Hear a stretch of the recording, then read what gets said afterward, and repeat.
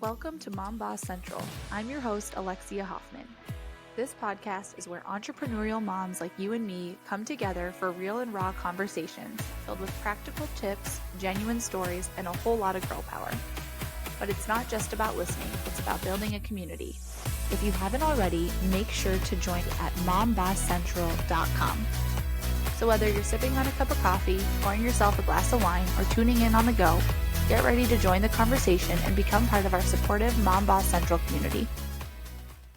Welcome, Vanessa. We are so happy to have you on the show. This is Vanessa Wright. Will you introduce yourself to our listeners? Tell us a little bit about your business and your family. Absolutely. Hi, everyone. I'm Vanessa Wright, and I am, first and foremost, I am a mom of 3 teens. Now I have a son who's almost 19 and then boy-girl twins who will be 17 in May. So that is, yes, that sounds as crazy as it is.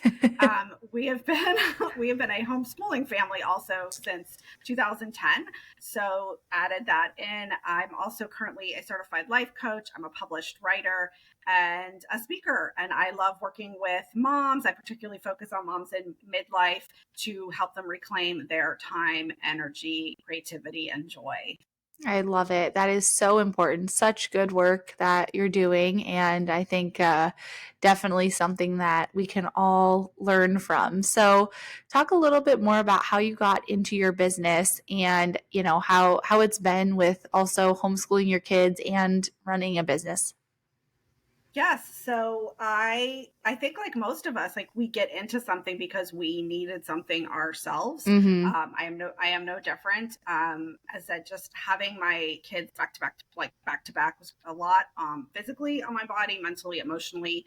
And then I threw homeschooling into that mix. Mm-hmm. And then I also started working from home in 2017 for an amazing company that I still work for. And I just found myself in 2018, though, after 2 really, really hard years, like from our family, I was just feeling super burned out.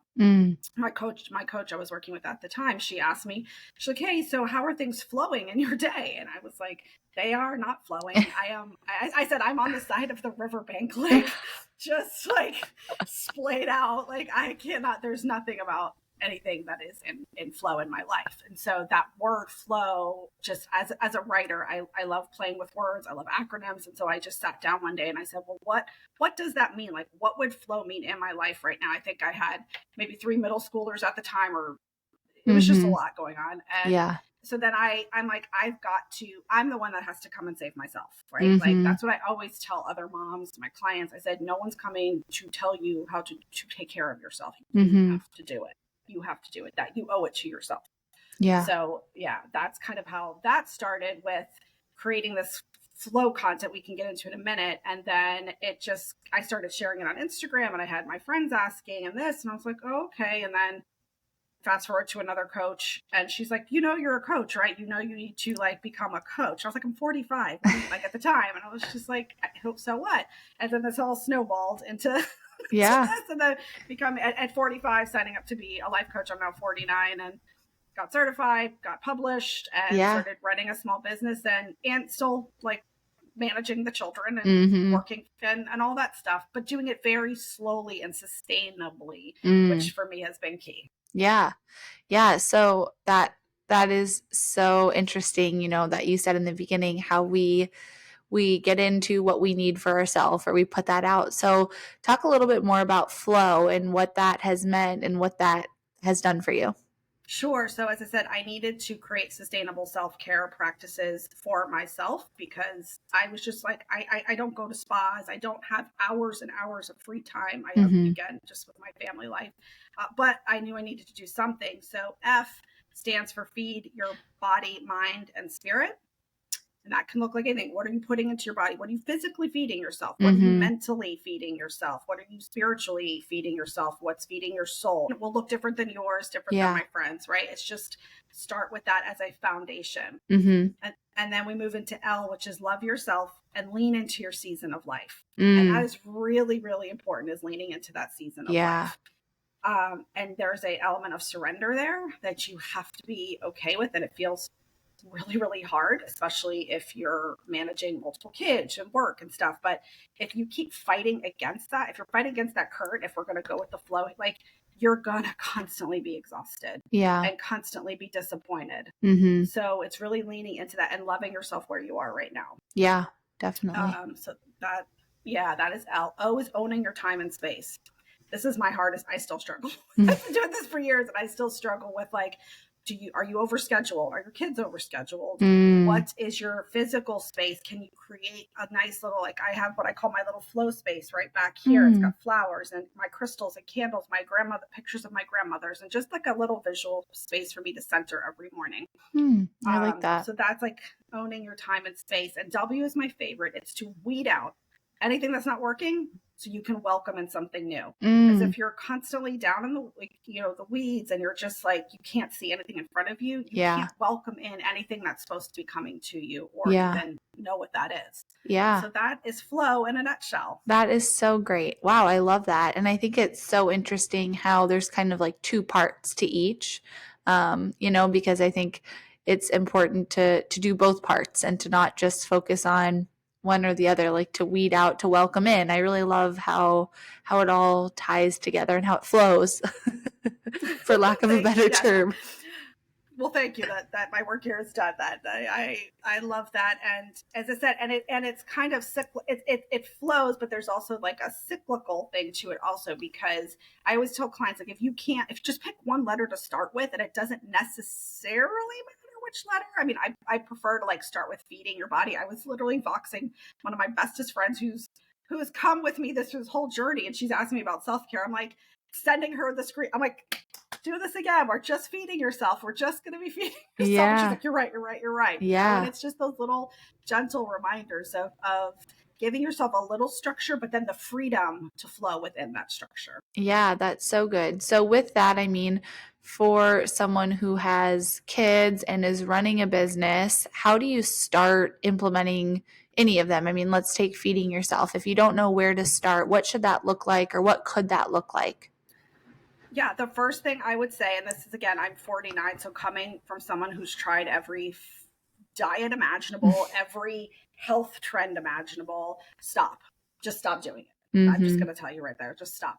Find something that is going to physically support where you are again in your life. So for me, I'm post-menopause. I feed myself very differently than I did when I was 22 and 100 pounds and running around like a crazy person in college, right? It's very different. Yeah. So you've got to find the people, you've got to just feed yourself the healthy ways to give yourself that energy, right? Think of yourself as like the foundation. If you're physically not in a good space, then all the other parts of the self-care, you're just kind of throwing gasoline on a fire again, because you're not going to ever feel good, because we're physical beings walking around on this planet. We have to physically take care of ourselves. Yeah. Yeah. That's so interesting that you said, like, I'm not going to, feed myself the same things, because that is true. And I think it's easy to get in the mindset of like, this is healthy, this is good, this is unhealthy, this is bad. But really it's like, just going back to embracing the season you're in. Different seasons call for different things. And I think that,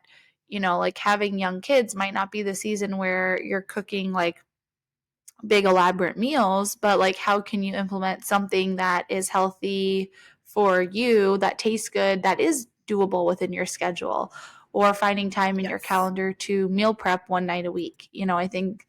I think that is so interesting, because I think, it's easy to label good and bad when really it's like, how does it fit my current needs?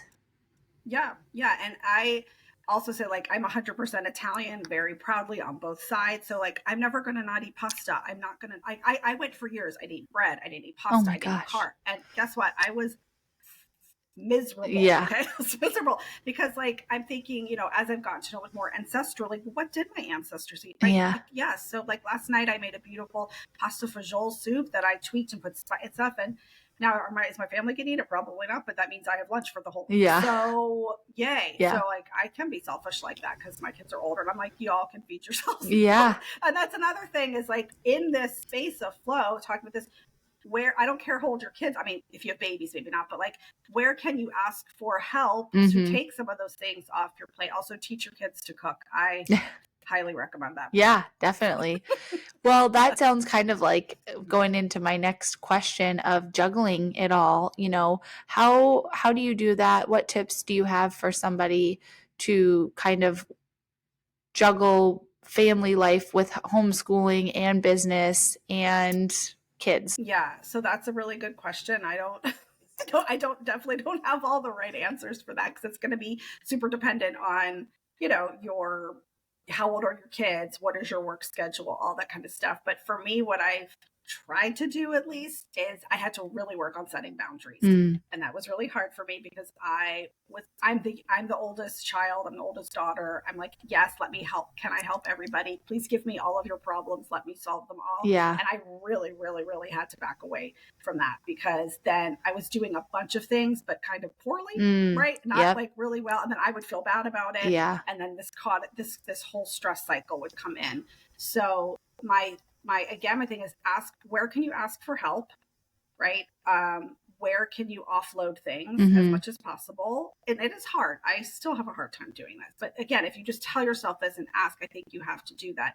And what's actually on fire and has to be solved today? Like, is it everything on your to-do list? Probably not. Yeah. Right. And one thing I've been working with my clients is, I said, before you put everybody else's stuff, go opposite. Don't put your stuff last, because you are not going to then go for your walks or get your nap or read your book. Like, you put that stuff first, because let's be honest, moms, we're gonna most of the time get everything done. Yeah. That's one of my quotes. We're gonna most of the time get everything done. Yeah. Right? Yeah.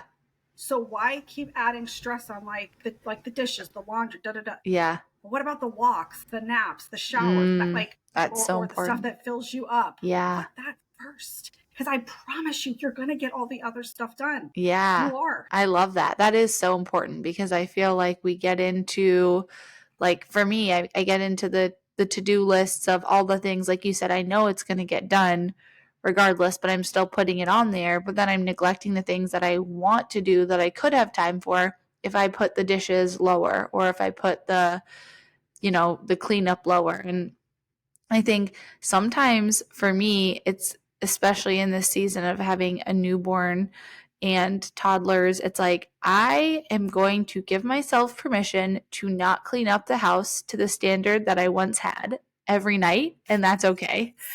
Like, I remember even with the twins, before I had Marna, my youngest daughter, I had every toy bin organized based on different, like, every toy piece was with its owner, right? The whole farm was together. The balls were in the ball machine, the puzzle pieces, whatever it was. The books were all in one bin. It was like, at the end of the night, that was like my piece, though. I loved that. Like, I loved going through and sorting the fruits into their proper colored bin. Like, my husband thought I was crazy, and I loved it. And I wish that I had the capacity to still do that. But in this season, right, like, the colored vegetables are not more important than my sleep right now. As much as I Correct. some days feel like they should be, and I feel like some guilt around it, it's like, okay, take a step back, look at really what you're prioritizing, because we all have the same amount of hours in the day. It's what we're doing with them. And if you're like me and you're prioritizing the colored fruits and vegetables, you may need to reorder the list. Right. But I think there's also like some grace to give yourself of, like, because it feels also like a low hanging fruit thing that you can be like, oh, well, at least I got that done, right? And there's like the satisfaction in it. Definitely. Ask me how I know. And like, I really had to, like, when we decided, like, when we knew the homeschool journey for us was going to be like all the way through, because like my kids are basically been homeschooled their entire lives. Like, I really had to just be like, and I still struggle with it, though. It's like, I call it homeschool shabby chic, because my kids, I mean, they're home a lot. Yeah. They're like, there are cups everywhere. There's schoolwork everywhere. There's books. And I'm just like, okay, one day my house will be organized and clean. It's not going to be today. Yes. It's good enough. Yep. It's good enough. Right. But guess what? I'm really good at getting my walks in and writing my poetry. And like, I was like, I'd rather be doing all that stuff, and also had to really teach my kids to their level. Yeah. To take care of themselves, right? Because, now my oldest, he moved out in January. He's now a full-time EMT, and he lives in his own apartment. He takes care of himself. mostly. And, he texted me the other day and he said, hey, I've meal prepped. He showed me the pan of food and all the food he had meal prepped. And I was like, you know what? Winning. That for me was always more important than like, can you do calculus? Yeah. It's like, I knew, Yeah, like, I can you love feed that. yourself? Can you do laundry? All these life skills that you have to bring your on. Yeah. Wow. Basic little things, because I joke now, they're like, Mom, are you making dinner? I'm like, I'm kind of done with that, guys. I've been feeding you for like I love it. Yeah. yeah, what are you making me for dinner? Yeah, So, seriously. yeah, it's hard. It's definitely not. I mean, there are times, ask my kids, I'm on a spring cleaning kick now, and then nothing is safe in our house. So, yeah.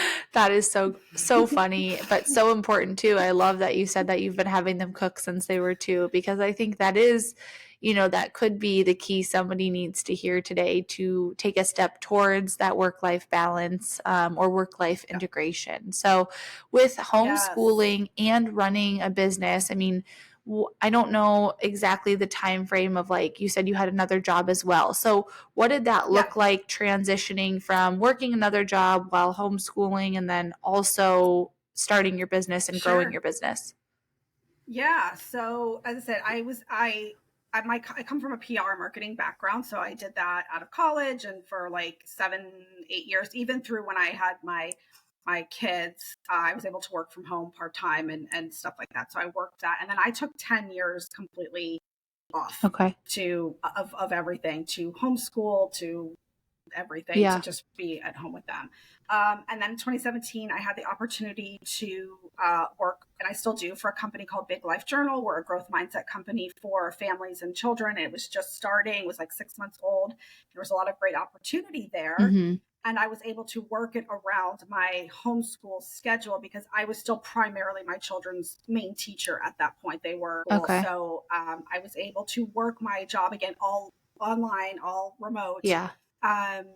But that was a big shift for my kids, was mommy's not available 24/7 again. So, school time for us had to be a little bit more structured. And at that point, I had to grow some independence, my oldest especially. And so it really just looked like, how do we just tweak and move things? And that meant at night, usually, by 8 o'clock, I was going into my office to then get my work done that I needed to be concentrating, or if I had to be writing something. Yeah. And I was kind of like off the clock-ish a little. Yeah. So there was a lot of back and forth and change. And then in 2020, I said, I came to my family and said, look, I'm signing up to be a life coach. It's going to be a 6-month course. Mm-hmm. I don't want to wait till you're all out of high school. Yeah. I wanted to plant that seed now, because I knew it would be a slow growth process. Yeah. And again, could I have done that when they were little? For me, probably not. Mm-hmm. Like, so again, this is all about leaning into your season of life. But at that point in 2020, I had 2 13-year-olds and a 15-year-old. Yeah. Yeah, that's doable. Yeah. It was doable. Definitely. Probably not doable 5 years before then. So it's just also knowing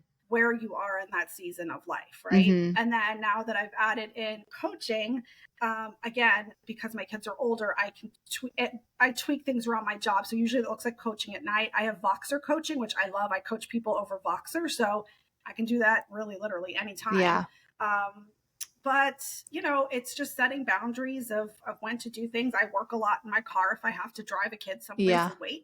Yeah. So it's just kind of like, again, that's the season of life that I'm in. Yeah. So you talked about when you had transition from being home full time and then working from home while homeschooling. And I'm just curious, I mean, how did you set those boundaries with your kids, or how was that, and how did you kind of get them on board? Sure. So once we all sat down and said, okay, well, mom's going to be starting to go back to work, because I never worked at all when they were around. So this was like a new thing for me. And I said, I'm going to be at home, but just because I'm sitting here doesn't mean I'm always available. Yeah. So we really had to work on that, because I have 2 of my kids are extraordinarily high energy and just like all over the place. So first, that just looked like me being able to get up earlier before school started. I would do 2 little work tasks, move into school, and I tried to have school done by noon, because when you homeschool, you can knock through your school a lot faster. Yeah. And then if we had somewhere to go, because we were hardly ever home, like field trips or outside classes, again, I would just work my schedule around that, but saying okay, hey guys, but then when I get home, mom's got to, I've got to go into my office, or I got to sit down and work. And also I would at night, if I had to go grocery shopping, I would go, this is like pre-pandemic stuff, Oh, that's so and then smart. go Yeah. and Yeah. grab Yeah. and bring like a blanket and Yeah. and I'd make like a whole situation in the back of my van and work and just grab Wi-Fi where I Yeah. could. So Seriously. yeah, I love yeah, that. but that felt good. Yeah, it felt good to be able to be able to do all those things. It's not easy, but I felt really fortunate to be able to do it. Yeah, and I think that is like the beauty of entrepreneurship. I think so oftentimes we hear about like the financial benefits of entrepreneurship, or like, the financial abilities, right? Like how it's uncapped income potential in theory, or you could make so much money. But I think there is so many other benefits to being an entrepreneur outside of the financial, and even in that season of growth, right? Even when you want to be growing, how much flexibility you have with your time and with your schedule. Because how many other, jobs do you have where you, like you said, you can take clients at any time. You can do things at night at the grocery store, in the car, or in the gym. And Right. I think as an entrepreneur, it's important to remember the benefits that aren't always monetary when you're making a decision on if you want to leave a 9 to 5, or if you want to start working again after being a full-time, at-home mom. Because I think that it's, there's a lot of content out there in the world that talks about money being the priority and the end goal, but really I feel like we need to rephrase it to that fulfillment and that joy.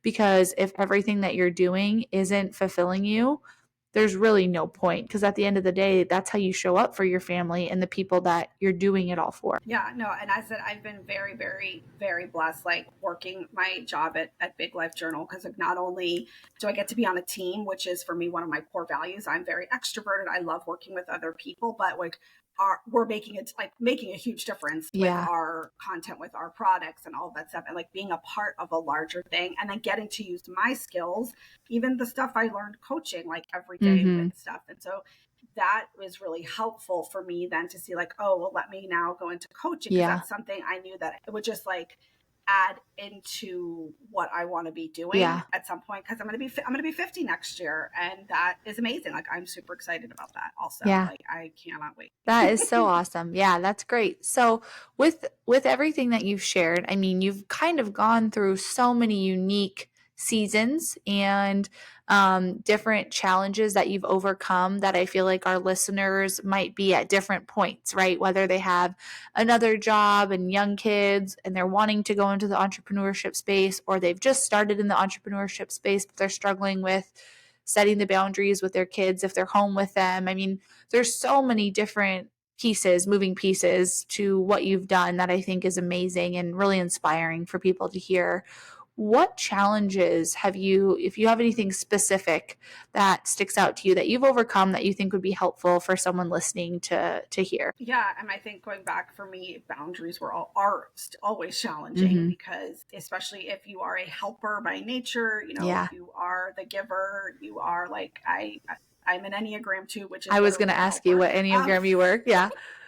So so it's like having to realize, like when I went through that burnout though, like in 2018 I hit that rock bottom. I was like, what are you doing? Yeah. Like you cannot keep at this pace. Yeah. Because I had diagnosed like physical burnout earlier, like maybe in 2011, 2010, and I was like, I don't want to go back there. Yeah. Like I cannot physically go back to Mm-hmm. that space. So those were just like, and I don't want people to have to like get to that point. When I created Flow and wanted to work with moms, like I don't want people to get to the point where I was. Like it's not fun. Yeah. It is not fun, and it is scary, and you don't want your kids to see it or experience it. Yeah. So that's kind of where that kind of came from. So and as I said, like it just start with one small thing. Everybody, you all have 5 to 10 minutes a day. Mm-hmm. I'm telling you this as somebody who has had a bunch of little kids at one time, Mm-hmm. or a bunch of hormonal teens at one time. Yeah. Please send coffee, because I said when it was like perimenopause and puberty at the same time for like 5 years, I was like, what is Oh my happening? gosh. This is a horrible idea. Right? who did this. So you just have to, again, like have a community, find your friend, like talk to your friends about it, because I can promise you Yes. they're all dealing with it too, no matter what age and stage. And I love to have friends who are like, some of my coworkers are 20 years younger than me. Yeah. So I was joking with one of them, like, I could be your mom. In fact, I was older than her mom. And then like I have a mentor who's a couple of years older than Yeah. me. So I think it's so important just to like come and get that experience from moms across the board. Yeah, I love that you said that too about the different ages and stages, because with the Mom Boss Central community, when I decided to start it, it was like at first I was thinking like, oh, is it for moms with young kids, right? And then it's like, well, what's the boundary of young kids? And then it's like, no, we can all learn from each other, whether it's someone who is a new mom, a new entrepreneur, new at both, or established in either, right? Like there is so much we can learn because there's so many different perspectives in that, regardless of what season you're in, right? Like how we view one problem could be so different.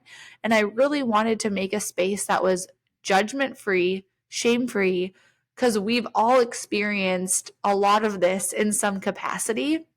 And it's like, where, for me in the business space and then in the mom space, it was like I was scared to share vulnerably the overlapping of the two worlds, because it felt like I was going to find that I wasn't doing it right because they either didn't understand the mom aspect or they didn't understand the business aspect.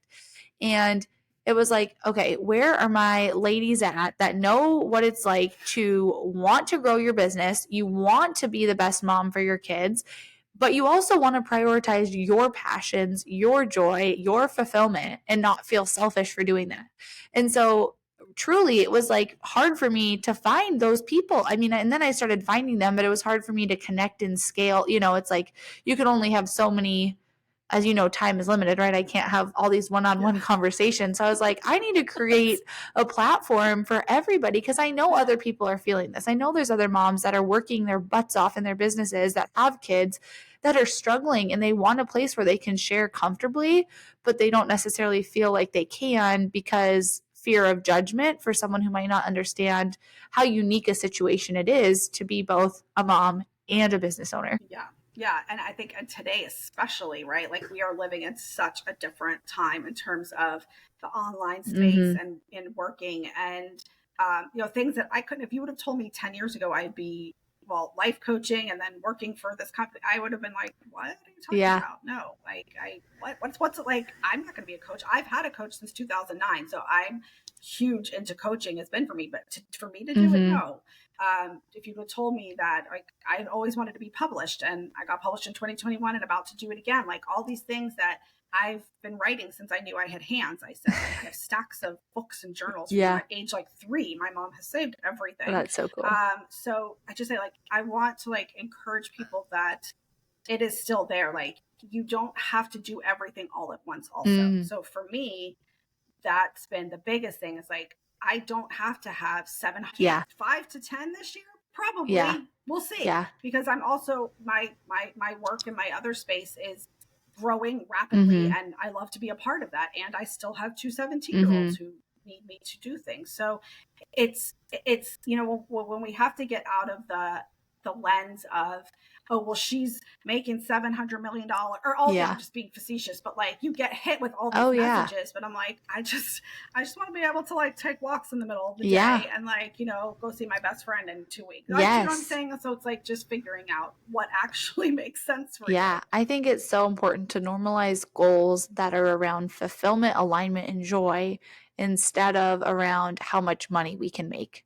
Because I think that so much of the content that's out there, and a lot of it is that masculine, male-driven business world, right? Which I think there is a space for that. I think there's benefit to reading the books and consuming the content, but it's also important to know that as a woman and as a mom, like our heart is different. And that's not to say that we're not as competitive, we can't achieve all the same things. I mean, you better believe I'm going to compete with my husband and set goals. We're going to go head to head in certain aspects, but there is parts that he'll never understand just because of I have these kids that depend on me for life. And yes, they depend on him too, but we look at it so differently. And when I got into the coaching space, my first coach was a man, through my male business partner at the time. And it was just kind of one of those weird things where I was like, okay, I like this, but it's not for me. Like it's not lining up. There's something missing. And it sparked my curiosity because I was like, I see the value in coaching. However, it's just not quite what I'm looking for. And once I hired my own coach, who the big criteria I had was she had to be a mom. And I wanted her to also be married because I think that's a huge part of my life. And it turns out she also had twins, which that was not part of the search criteria. It just benefited me because she understood the craziness. Yeah. But I think it's like, that's why it's so important to connect with like-minded individuals, whether it be as specific as I was or not, but because there is just unique parts to us as women in business people and moms, that others can't quite grasp when it comes to the day-to-day application of working towards whatever that goal is. Yeah. Yes. Not 6 yes. hours. And so I relate. Yeah. I did, because that's just like showing like, yeah, guess what? I don't care if my dishes are dirty. And my one friend, she's like, I can't believe your dishes. I'm like, girl, how long have you known me? Like, they will get done. Because like for her, she would go bananas. Yeah. She would go bananas. But like, I do not care. So like, like, is my house decorated? No, I don't. Like, my kids' paintings, like my daughter, like I still paintings. That's what I decorate my house with. So it's like, you're not like, I don't follow people on Instagram and where I cleaned out my thing of like stuff that just does not resonate with me. Like, again, I'm almost 50. I don't need all the like, I know what I like and what is going to encourage me, and then everything else, I'm just looking at, funny memes my sister sends me or whatever. So like, that's where I am right now. I love that. I think that's so important too, because I know when my husband will like, he's not a big social guy. And so he has Facebook, but he won't download the app. He'll go on like the Safari version. He won't post. He just looks. He's one of those weird people. He had an Instagram. He deleted it, whatever. And I'm over here like, I need to create content, but he'll come on mine and I'll be like, hey, get off, because you're messing up my algorithm. I don't want to see the junk that you're looking at. My algorithm knows me. It knows the content I want, and do not mess it up. So I can 100% relate to, I cleared mine out too. And it knows even my For You page and the reels that I see, it's all about like, it's dialed in, man. I'm like, this is exactly what I'm looking to. The other day I went on in the middle of the night, I was breastfeeding my daughter, all Love is Blind reels. I was like, yep, this is what I want to see. Keep it up, Facebook. Yes. I love it. Oh my gosh, that is just hilarious. Like, my face hurts laughing. That is so true. It is so true. And again, like, it goes back to that joy, and it's just like finding those little pockets when you can. And that at the end of the day, right? That is what matters in the midst of like going, I said, I just don't want people going over a waterfall, like, again, tying everything back to like the flowing. Like, I don't want people to like be in that barrel going over that waterfall, because that is, and if you do have to like go through those heavy rapids and go through that like tough time, like, I want to like give moms some, like, make sure they have like a life raft on or something to hold on to, because the fact of the matter is, at the end of the day, you're going to have hard times. There's going to be things that pop up and you're like, I was not planning for this. This is horrible. This is tough. And also, I still have to take care of myself. And also, I still have a business. And also, like, we have to be able to hold multiple things together at one time. Yes. And I was finding for a while, like, that was just like the stuff that you tend to get like on social media. It's just very like, do this, don't do, like, I'm like, no, like, there's a lot of nuance, people. There's so much nuance, and we have to be able to do that at the end of the day. I think what you said about the flowing down the river, that like visual of like, no, I'm on the riverbank, like that, I think is so just hit home for me, because I can look back at the seasons of my life where I was on the riverbank, and it's like, like I'm trudging through the mud, just trying to find my way in, and it can feel so overwhelming. But then I think to be on the flip side and look back and be like, okay, for me, what keeps me flowing down the river is pursuing passions and joy, and like going after what fills my cup. And at the end of the day, even though I don't always feel like I'm hitting it out of the park, or maybe I'm not doing everything well, I'm not hitting the goals I set, if I am doing work that is in alignment with my passions, that is going to keep me moving forward in one way or another, and it's going to be worth it. And I'm going to show up better in business as a mom, as a wife, because I know the work I'm doing has a purpose, and it, at the end of the day, is all pushing me forward towards my big goal, which is to live a most fulfilled life. Yeah, definitely. No, I think that's beautiful and important, and what a model for your girls too. So Thank you. Yeah, I think it is so important to model that for our kids, to remind them like, hey, it's okay to go after your passions and your dreams, even if that's not what always makes sense to the outside world. Yeah, I will tell you, I did that with my oldest, because when he was like 10 or 11, he just got obsessed with becoming an EMT or a firefighter. And I was like, okay, like he's been like that since he was 2. Like I have pictures, but I'm like, you think that, they'll grow out of it, they'll grow out of it. But some people are just born like knowing what they want to do. So we were able to craft his schools around like what he wants to do. How cool. He's now doing That's doing amazing. it. Now, was there, again, like going back through this, was there like, do I have a lot more growing there from him? 100%. But like, my point for that is I was doing all that for my kids. Like I was what I called like laying out like their educational buffet basically for them. But then I wanted that for myself also. And no matter what type of schooling your kids are in, if we're always pouring into like making sure they've got all the activity, all the stuff, and you don't take that for yourself, I'm going to tell you right now, you will regret it. Like, and you will feel, you'll get to a point where your kids, guess what? Your kids get older, and they will get out of the house, and then what? So like give some of that back to yourself. So that was sort of my point being, is like I was, and I've got still 2 more that I'm shuttling through, but I was like, I'm taking some of this for myself. I said, I'm homeschooling myself. And that was like when I decided to like become a coach and do all that stuff, is to make sure you're doing that for yourself. Yeah, I think that is so important. It's important. Yeah. Well, I love that, Vanessa. I love this conversation. I really appreciate everything that you shared. I think that, the season of life that you're in and the content that you're creating is so, so important for people of all ages and stages, because there's so much that we can learn from the different pockets of what you've learned, and how you've kind of landed where you have, I think is so special. And just ties back to, that flow that you're teaching and helping people achieve. That is so cool that you kind of learned that from your own, like you said, what you needed in those seasons. So I really appreciate everything you've shared. For our listeners who want to connect with you, where can they find you and what do you offer? Sure. So I keep it simple. I'm on Instagram at Vanessa Wright. I have one social media page. And because I would say like hashtag old lady all over the place. So that's all I can handle. That's my boundary. And my website, vanessaandwright.com. And right now I've got a one-to-one, coaching for women who are really in that midlife transformation space. And then my Voxer coaching, which I love.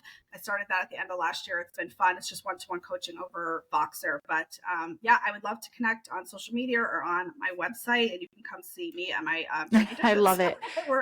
All of your information will be linked below. So anybody listening, if you want to connect with Vanessa, click on the link in the show notes, and I'm sure you will not be disappointed. Thanks so much for having me on. This was a great conversation. Yes, so happy to have you. Thank you for being here.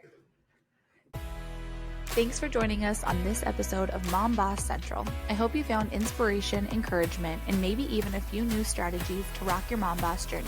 Remember, you're not alone. We're all in this together. And don't forget to share the love with your fellow mom bosses. Make sure to join the community at mombosscentral.com. It's completely free and a space to connect with like-minded women. All you have to do is sign up and start connecting. Until next time, keep pursuing your passions and living authentically. We're so happy to have you as part of the Mom Boss Central community.